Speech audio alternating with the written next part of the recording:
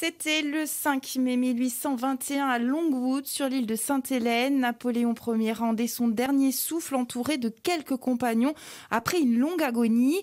L'Ajaxien, qui sera devenu l'empereur des Français, a ainsi inscrit son nom dans l'histoire.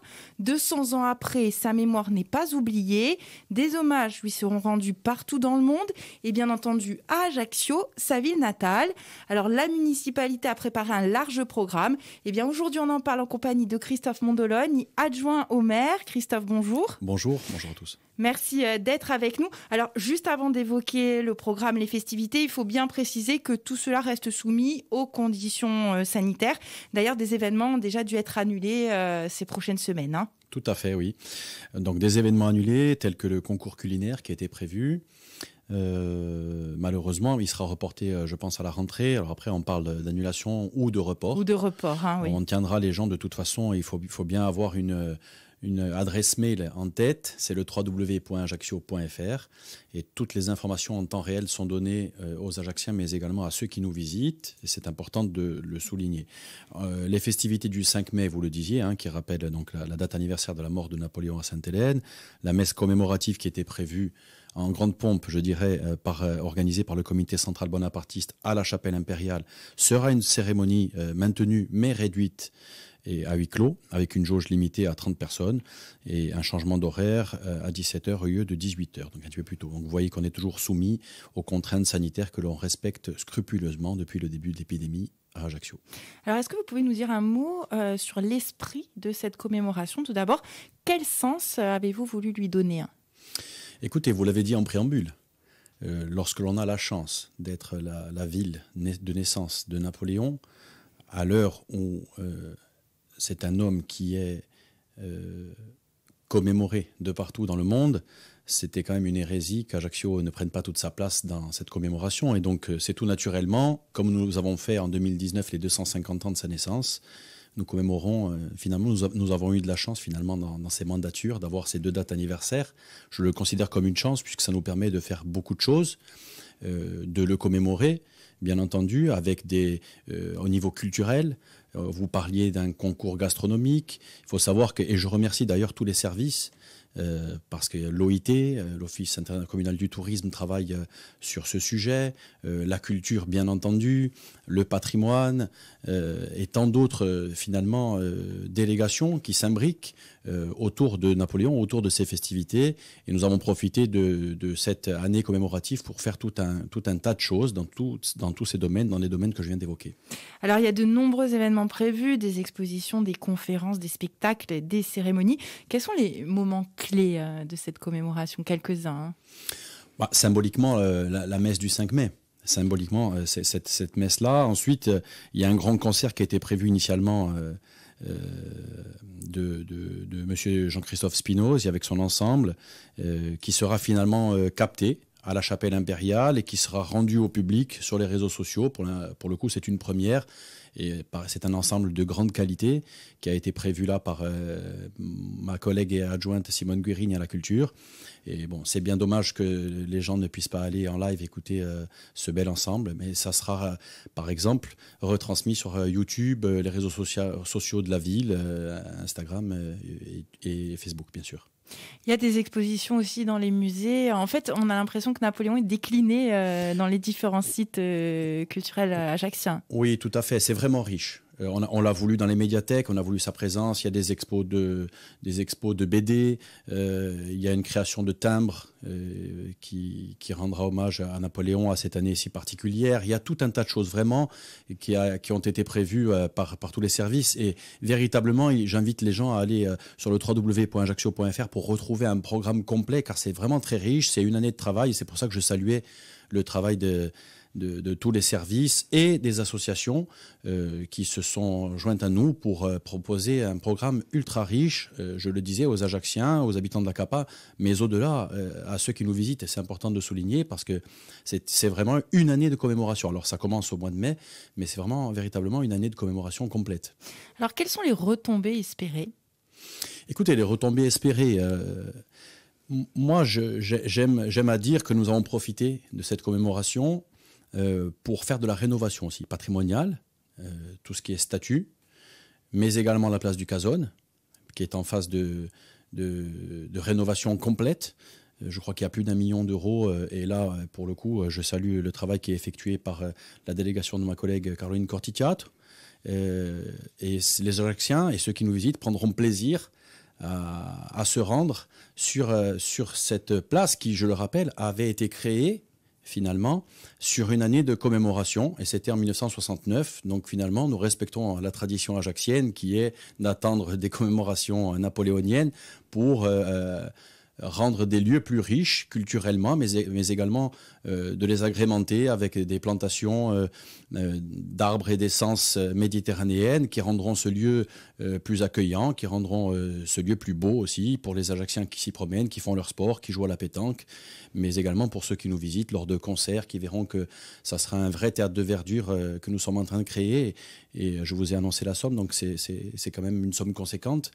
Et nous profitons de finalement de cette commémoration et ces retombées-là que j'ai envie de retenir, moi, des retombées directes pour les Ajacciens, finalement, sur de l'embellissement de patrimoine. Et voilà, je pense que après les retombées économiques, bien sûr qu'il y en aura.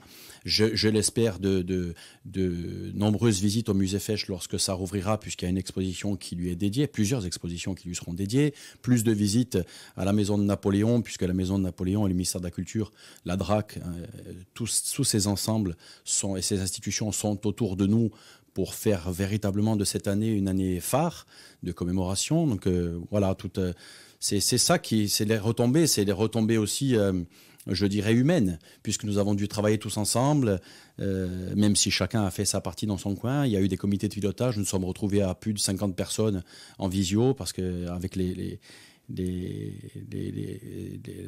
la période actuelle, on sait très bien que c'est compliqué de se voir en présentiel comme nous le faisons ce matin, mais voilà, les retombées, elles sont humaines aussi.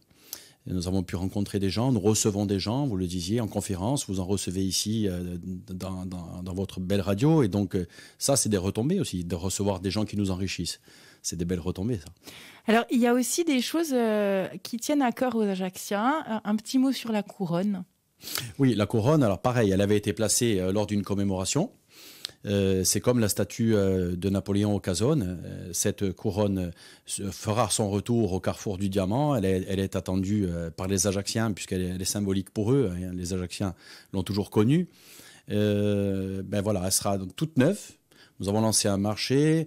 La société qui a répondu a remplacé les ampoules qui consommaient beaucoup d'énergie. Donc il y avait 1800 ampoules sur l'ancienne.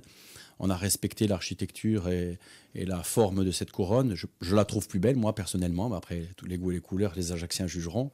Aujourd'hui, il y aura 15 000 LED, ce qui fait que cette couronne consommera 15 fois moins d'énergie. Elle s'inscrit dans l'excellence environnementale voulue par le maire de cette ville, Laurent Marcangeli. Et c'est aussi à souligner.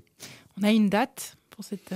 Elle était prévue le 5 mai, alors après, vous le disiez en introduction. Oui, bien sûr, on verra sous réserve des conditions sanitaires toujours. Tout à fait, c'est prévu le 5 mai, mais de toute façon, elle fera son retour, c'est sûr. Alors, de manière générale, qu'a-t-il représenté et que représente encore aujourd'hui Napoléon pour Ajaccio ? Alors, on peut se poser la question, que serait devenu Ajaccio sans Napoléon ? Ou que serait devenu Napoléon sans Ajaccio ? C'est une question intéressante.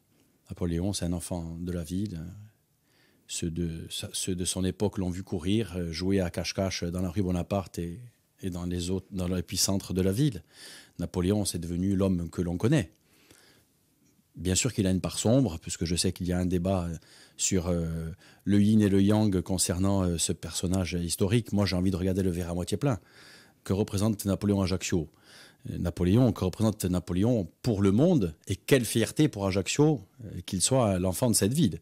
C'est quand même lui qui a créé les retraites. Si aujourd'hui des personnes touchent des retraites, c'est grâce à lui. Si les enfants ont accès au savoir et à la connaissance dans les universités sur l'ensemble du territoire, c'est également grâce à lui. Si nous avons un code civil aujourd'hui, et Dieu sait que c'est important pour les hommes et les femmes de ce pays, c'est également grâce à lui. Donc, effectivement, il y a l'homme, il y a le militaire, il y a le stratège, Il y a l'homme qui est parti de rien, parce que c'est aussi ça la méritocratie, parti de rien pour devenir l'homme qui a régné sur l'Europe entière. C'est un homme qui fascine le monde et qui doit fasciner les Ajacciens. C'est pour ça que nous avons bien entendu voulu cette commémoration et que cette commémoration est politique, puisque c'est un homme qui était politique aussi et surtout, et qui a su s'entourer de talents. Et je ne vais pas rappeler l'histoire ici, tout le monde la connaît. Des hommes qui ont fait l'homme qu'il est devenu. Et c'est aussi ça, les grands hommes. Et puis finalement, si on parle de lui aujourd'hui, comme le disait un personnage beaucoup plus contemporain, qui était François Mitterrand, que l'on parle en bien de moi ou en mal, le tout, c'est qu'on parle de moi. Et c'est ça aussi les grands hommes, c'est que 200 ans après sa mort, on parle de lui, on le commémore, malgré les phases d'ombre et d'ombrage qui entourent le personnage. Et ce que je veux retenir, c'est le positif. Et c'est pour ça qu'on fait un gros travail avec l'éducation nationale et ma collègue Rose-Marie Ottave, adjointe à l'éducation, dans les écoles, que nous allons voir les enfants dans les écoles pour expliquer qui était Napoléon, parce que c'est vrai que parfois on peut passer sous des statues sans savoir qui était l'homme en marbre. Alors, c'est la question que je voulais vous poser. En 2019, il y a eu la célébration du bicentenaire de la naissance. Aujourd'hui, les commémorations de la mort. Est-ce que vous avez remarqué, est-ce que les Ajacciens, finalement, se sont mieux appropriés Napoléon, connaissent mieux Napoléon au fil avec tous ces événements qui ont lieu dans la ville ? Je pense que la volonté de Laurent Marcangel, lors de notre arrivée aux responsabilités en 2014, en nommant un adjoint, en l'occurrence Jean-Pierre Arézu, mon collègue que je salue, aux affaires napoléoniennes pour la ville d'Ajaccio, a été un premier pas et une volonté politique affichée de rendre hommage à Napoléon, comme ce n'était plus le cas depuis de nombreuses décennies. Et c'est tout de même à souligner, puisque je parlais de 1969, la création de la place du Cazone et la pose de cette statue. Et nous sommes en 2019, c'était en 2019 les 250 ans de sa naissance, et 2021 les 200 ans de sa mort. Donc il y a une vraie volonté politique affichée de la part du maire et de notre majorité.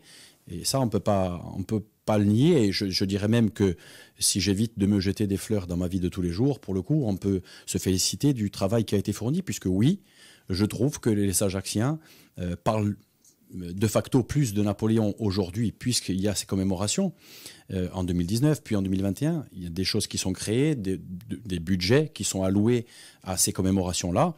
Et donc, il ne faudra pas s'arrêter, en revanche. 2021, c'est une commémoration, les 200 ans de sa mort. Il s'agirait d'aller au-delà de la simple messe du 5 mai pour les années à venir. Mais c'est ce que nous comptons faire. Napoléon fait partie de cette ville, c'est un enfant de cette ville. Je vais encore rappeler quelque chose qui a été dit, et je l'ai entendu des milliers de fois durant cette année de commémoration. C'est après Jésus-Christ, la deuxième recherche sur Google dans le monde entier, c'est Napoléon Bonaparte. Donc prenons acte de ce qu'il représente pour le monde et rendons-lui hommage dans sa ville natale à la hauteur de ce qu'il est, de ce qu'il a été, avec ses parts d'ombre, et surtout, c'est ce que je veux retenir, avec ses points positifs et ce qu'il a apporté de beau et de bon pour Ajaccio, et pour la nation en particulier. Alors, on l'a dit, Ajaccio commémore le bicentenaire de la mort de Napoléon avec de nombreux événements. Un mot consulté pour nos auditeurs, bien entendu, consultez le site internet puisque le programme est soumis aux conditions sanitaires. On vous le rappelle donc au programme des expositions, un concert retransmis, les événements du 5 mai, donc à huis clos malheureusement, et de nombreuses conférences. Des expositions, www.ajaccio.fr. C'est vraiment très riche et les Ajacciens pourront tout au long de l'année profiter de cette année commémorative. Et vraiment, je profite de cette émission pour saluer le travail effectué par la bonne cinquantaine de personnes et les services communaux pour faire que cette commémoration soit marquée et soit surtout qu'on en parle dans les années à venir. Merci beaucoup Christophe Mondoloni d'avoir été avec nous. Merci.